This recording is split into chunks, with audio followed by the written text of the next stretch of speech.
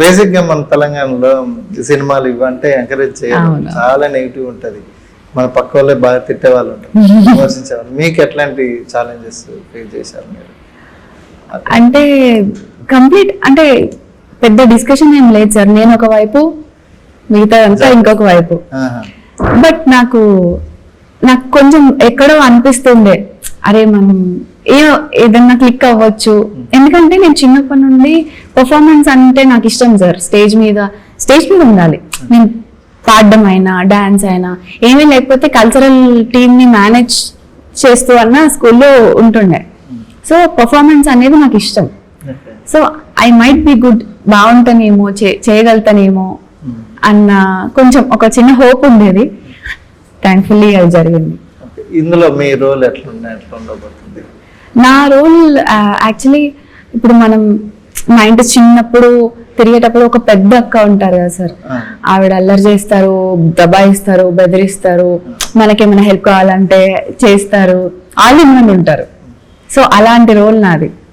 And నేను ఒక గారభం చేయబడ్డ చెల్లిని, మా బ్రదర్ క్యారెక్టర్. అండ్ ఒక లవ్ ఇంట్రెస్ట్ ఉంటుంది, మంచి క్యూట్ మూమెంట్స్ ఉంటాయి. అండ్ దాంతో పాటు అలా ప్లేఫుల్ గా కాకుండా ఇంకా డ్రామా కూడా చాలా డెప్త్ ఉంటుంది.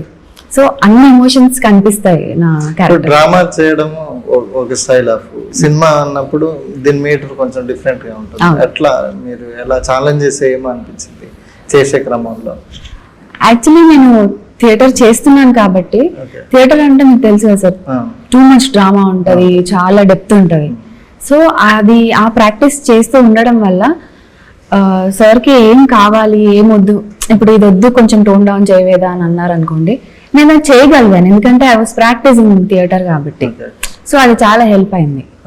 అండ్ టూ మచ్ ఛాలెంజింగ్ అంటే నేను ఇష్టపడి చేశాను సార్, నాకు అంత కష్టంగా అనిపించలేదు. నేను నేర్చుకున్నది ఏంటంటే స్లాంగ్ కొంచెం వర్క్ చేశాను దానిపైన.